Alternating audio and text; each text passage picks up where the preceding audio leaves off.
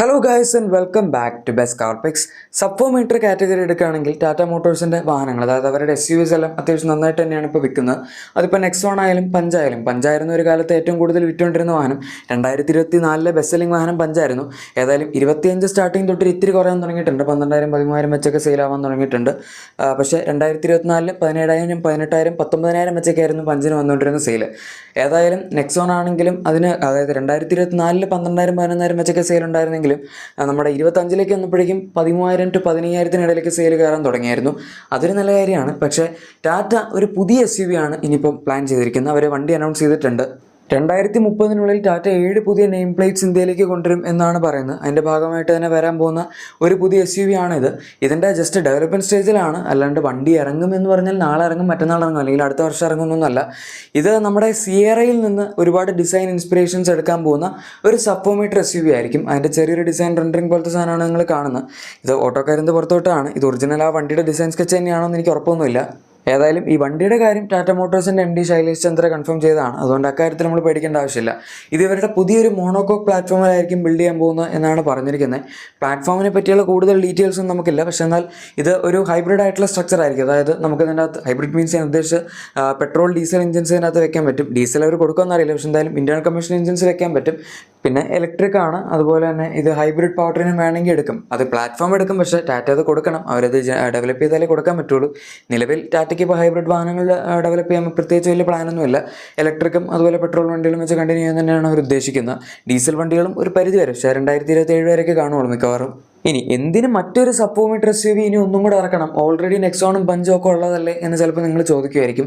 ടാറ്റ ഉദ്ദേശിക്കുന്നത് ഇവർക്ക് ഏതൊക്കെ സെഗ്മെൻ്റ് ഉണ്ടോ അതിനകത്തെല്ലാം 2 വണ്ടികൾ വെച്ച് ഇറക്കാനാണ് 2030 അതുകൊണ്ട് തന്നെയാണ് ഒരു മറ്റൊരു സബ് 4 മീറ്റർ SUV കൊണ്ട് വരുന്നത്.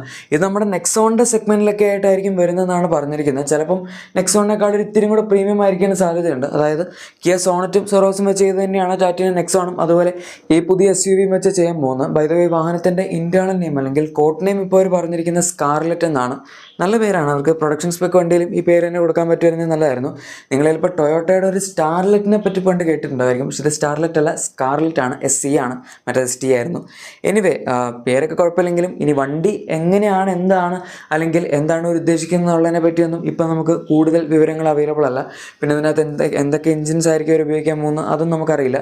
ആൻഡ് ബൈ ദ വേ, വണ്ടിയുടെ ലോഞ്ച് എപ്പോഴായിരിക്കും എന്നറിയില്ല. 2030 എന്തായാലും ലോഞ്ച് ചെയ്യുന്നുള്ളത് ഉറപ്പാണ്. മിക്കവാറും എനിക്ക് തോന്നുന്നു 2027 ആയിട്ടായിരിക്കും ഇത് വരാൻ പോകുന്നതെന്ന്. കാരണം ഒഫീഷ്യൽ ലോഞ്ച് ടൈമിലൊന്നും അവർ ഇതുവരെ അനൗൺസ് ചെയ്തിട്ടില്ല ഓരോ വാഹനങ്ങളുടെയും. എനിവേ, എഞ്ചിൻസിനെ പറ്റി പറയുമ്പോൾ ഇപ്പോൾ സബ് 4 മീറ്റർ കാറ്റഗറിയിൽ ടാറ്റ കൊടുക്കുന്ന 3 ഡിഫറൻ്റ് ആയിട്ടുള്ള എഞ്ചിൻ ഓപ്ഷൻസ് ആണ്. ഒന്ന് 1.2 ലിറ്റർ പെട്രോൾ എഞ്ചിനാണ് നമ്മുടെ പഞ്ചിനൊക്കെ വരുന്നത്. പിന്നെ നെക്സോണിൽ വരുന്ന 1.2 ലിറ്റർ റെവോട്രോൺ പെട്രോൾ എഞ്ചിൻ ഉണ്ട്. അത് പക്ഷേ MPFA ആണ്, പക്ഷേ ടർബോ ചാർജ്ഡ് ആയതുകൊണ്ട് 120 bhp ഒക്കെ ജനറേറ്റ് ചെയ്യുന്നുണ്ട്. 170 Nm ടോർക്കും ഉണ്ട്. പിന്നെ നമ്മുടെ കർവിൽ വന്നിരിക്കുന്ന പുതിയൊരു 1.2 ലിറ്റർ TGDA പെട്രോൾ എഞ്ചിനാണ്. കർവ് നിലവിൽ സബ് 4 മീറ്റർ അല്ല, പക്ഷേ അത് വേണമെങ്കിൽ സബ് 4 മീറ്റർ കാറ്റഗറിയിലും കൊടുക്കാം. കാരണം 125 bhp പവറാണ് ജനറേറ്റ് ചെയ്യുന്നത്. പിന്നെ സബ് 4 മീറ്റർ റൂൾ അനുസരിച്ച് 1200 cc താഴെയാണ് അത് വരുന്നത്. സോ ആ ഒരു ആസ്പെക്ട് വെച്ച് നോക്കുമ്പോൾ വലിയ കുഴപ്പമില്ല.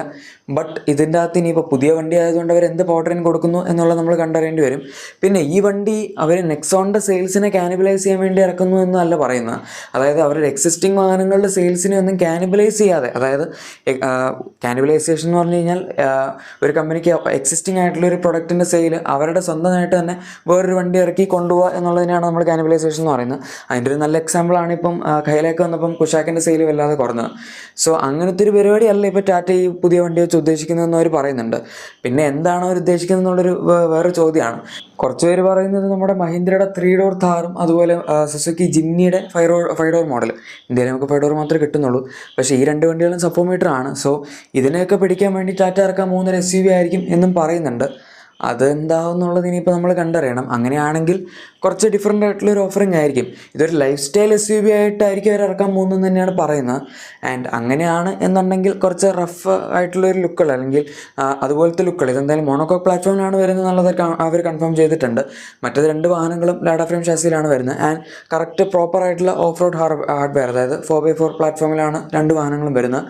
4x4 transfer case, low ratio transfer case, differential ലോക്കോഡിങ്, എല്ലാ സാധനങ്ങളും ആ 2 വാഹനങ്ങൾ വരുന്നുണ്ട്. പക്ഷേ ഇതിനകത്ത് എന്തായാലും അങ്ങനത്തെ പരിപാടികളൊന്നും ഉണ്ടാവാൻ ചാൻസ് ഇല്ല. പിന്നെ ഇലക്ട്രിക് ഇറക്കുമ്പോൾ ടാറ്റയ്ക്ക് വേണമെങ്കിൽ ഓൾ വീൽ ഡ്രൈവ് കൊടുക്കാം എന്ന് മാത്രം. അല്ലാതെ ഒരു സാധാരണ റോഡ് കാറിൻ്റെ അകത്ത് 4x4 അല്ലെങ്കിൽ ഓൾ വീൽ ഡ്രൈവ് ഒക്കെ കൊടുത്തു കഴിഞ്ഞാൽ എത്രത്തോളം ആൾക്കാർ വാങ്ങുന്നു എന്നുള്ളതൊരു ക്വസ്റ്റ്യനാണ്, ഫീസിബിലിറ്റി ഒരു ക്വസ്റ്റ്യനാണ്. പിന്നെ ബാക്കിലേക്കുള്ള പ്രൊപ്പലർ ഷാഫ്റ്റും പിന്നെ നമ്മുടെ ബാക്കി സാധനങ്ങളൊക്കെ ആഡ് ചെയ്യാനുള്ള കോസ്റ്റ്, പിന്നെ അത് പ്ലാറ്റ്ഫോമിൽ വരുത്തുന്ന ഡിസൈൻ, അങ്ങനത്തെ കാര്യങ്ങളൊക്കെ കൺസിഡർ ചെയ്യുന്ന സമയത്ത് അവർക്ക് അത്ര ഒരു വയബിൾ ആയിട്ടുള്ള ചോയ്സ് ആയിരിക്കില്ല. പക്ഷേ ഇലക്ട്രിക്കൽ ഓൾ വീൽ ഡ്രൈവ് കൊടുക്കുക എന്ന് പറഞ്ഞാൽ വളരെ സിമ്പിളാണ്. നമ്മൾ നമ്മുടെ നോർമൽ 4x4 സിസ്റ്റംസ് ഒക്കെ വെച്ച് കമ്പയർ ചെയ്യുമ്പോൾ ഇൻറ്റേർണൽ കമ്പഷൻ എഞ്ചിൻ വാഹനങ്ങളിൽ വരുന്ന, കാരണം മറ്റതിനകത്ത് നമ്മൾ ഡ്യുവൽ മോട്ടോർ സെറ്റപ്പ് കൊടുത്താൽ മതി, ഫ്രണ്ടിലൊരു മോട്ടോർ ബാക്കിലൊരു മോട്ടോർ, പിന്നെ ബാക്കി അത് വെച്ച് എയ്ഡ് ചെയ്യാനുള്ള ഇലക്ട്രോണിക്സ് അത് കൊടുത്തു കഴിഞ്ഞാൽ തന്നെ വണ്ടി ഓൾ വീൽ ഡ്രൈവ് ആയി. ആൻഡ് അതിന് അത്രയും പവറും കൂടുതൽ കിട്ടും. മറ്റേ വണ്ടികളിൽ നമുക്ക് പവർ കൂടുതൽ കൊടുക്കണമെങ്കിൽ എഞ്ചിൻ്റെ ഡിസ്പ്ലേസ്മെൻറ്റ് കൂട്ടണം, പവർ കൂട്ടണം, ടർബോ വലുതാക്കണം, അങ്ങനെ പിന്നെ ഒരുപാട് പരിപാടികൾ ചെയ്യേണ്ടി വരും. ഇതിൻ്റെ അകത്ത് പക്ഷേ മോട്ടർ അത്രയും പവർ കൂടിയത് എടുത്തു കഴിഞ്ഞാൽ ഓവറോൾ രണ്ടും കൊണ്ട് കമ്പൈൻ ചെയ്ത് നല്ല പവർ കിട്ടും. മാത്രമല്ല വണ്ടിക്ക് അതിനനുസരിച്ചുള്ള ആക്സലറേഷൻ ടൈമും കൂടും, പിന്നെ കോർണേഴ്സിലും കുറച്ച് സ്റ്റെബിലിറ്റി ഒക്കെ കൂടും. ഏതായാലും ടാറ്റ ഈ ഒരു ഒറ്റ കോമ്പാക്ട് എസ് യു വിയെ പറ്റി മാത്രമല്ല പറഞ്ഞിരിക്കുന്നത്, വേറെ 2 ഇൻറ്റേർണൽ കോഡ് നെയിംസ് അല്ലെങ്കിൽ കോൺസെപ്റ്റ് നെയിംസും കൂടെ അവർ ഷെയർ ചെയ്തിട്ടുണ്ട്. അത് പക്ഷേ 2 ഇലക്ട്രിക് ഓൺലി വാഹനങ്ങളുടെ പേരുകളാണ്, KUNO Kuno and Terra, TERRA ആണ്. ഓക്കെ, 2 R ഉണ്ട്. ഫോക്സ്വാഗനൊരു ടെറ എന്ന് പറഞ്ഞ എസ് യു വി ഉണ്ടായിരുന്നു, അവരിപ്പോൾ ബ്രസീലിൽ ഇറക്കിയതാണ്. അത് നമ്മുടെ കയ്യിലൊക്കെ ബേസ്ഡ് ആയിട്ടുള്ളൊരു വാഹനം പോലെയാണ് ഇരിക്കുന്നത്. ഏതായാലും എൻ്റെ അകത്ത് ഒറ്റ ആറേ ഉള്ളൂ, പക്ഷേ ഇതിൻ്റെ അകത്ത് ടാറ്റയുടെ ടെറയിൽ 2 R ഉണ്ട്, അതാണ് എൻ്റെ വ്യത്യാസം. ഏതായാലും ടാറ്റ ഇനിയിപ്പോൾ കുറച്ച് പുതിയ എഞ്ചിൻസും കൊണ്ടുവരുന്നതിനെ പറ്റി പറയുന്നുണ്ടായിരുന്നു. ഞാൻ വേണമെങ്കിൽ അതിനെപ്പറ്റി വേറൊരു വീഡിയോ ചെയ്യാം. 1.5 ലിറ്റർ എണ്ണ എഞ്ചിനാണ്. എന്തിനാണ് അവരിപ്പോൾ ഈ ഒരു കാലത്ത് എണ്ണ എഞ്ചിൻ കൊടുക്കുന്നത് എന്നുള്ളൊരു ചോദ്യമാണ്. ബട്ട് എനിവേ സിയറയിൽ വരും എന്നാണ് പറയുന്നത്. നമുക്കെന്തായാലും അത് നോക്കാം, കാരണം വേറെയും പല ന്യൂസും അവർ ഇറക്കുന്നുണ്ട്. ഈ ഒരു പുതിയ വാഹനത്തെ പറ്റിയുള്ള നിങ്ങളുടെ അഭിപ്രായം എന്താണ്? അതുപോലെ ഇതിനെപ്പറ്റി നിങ്ങൾ എങ്ങനെയാണ് ഈ ഒരു വാഹനത്തെ നോക്കുന്നത് എന്നുള്ളത് താഴെ കമൻസിൽ പറയാം. നിങ്ങളിതിനെ സ്വീകരിക്കുന്നുണ്ടോ അതോ നെക്സോണിൻ്റെ ഒരു പുതിയ ജനറേഷൻ തന്നെയാണ് നമുക്ക് വേണ്ടത് എന്നൊക്കെ പറയാം. പിന്നെ നിങ്ങളുടെ എക്സിസ്റ്റിംഗ് വാഹനത്തിന് എന്തെങ്കിലും ചെറിയ ആക്സറീസോ ക്ലീനിങ് പ്രൊഡക്ട്സ് ഒക്കെ ആണെങ്കിൽ നമ്മുടെ ഡിസ്ക്രിപ്ഷൻ അല്ലെങ്കിൽ പ്രൊഡക്ട്സ് ആയി ചെക്കൗട്ട് ചെയ്യുകയാണെങ്കിൽ നിങ്ങൾക്ക് അത് ലഭിക്കുന്നതായിരിക്കും. വീഡിയോ ഇഷ്ടപ്പെട്ടെങ്കിൽ ഉറപ്പായിട്ടും ലൈക്കും സബ്സ്ക്രൈബും ഷെയറും കൂടെ ചെയ്തേക്കുക. നമുക്ക് മറ്റൊരു വീഡിയോയിൽ കാണാം. അതുവരെ thank you for watching my video and good bye.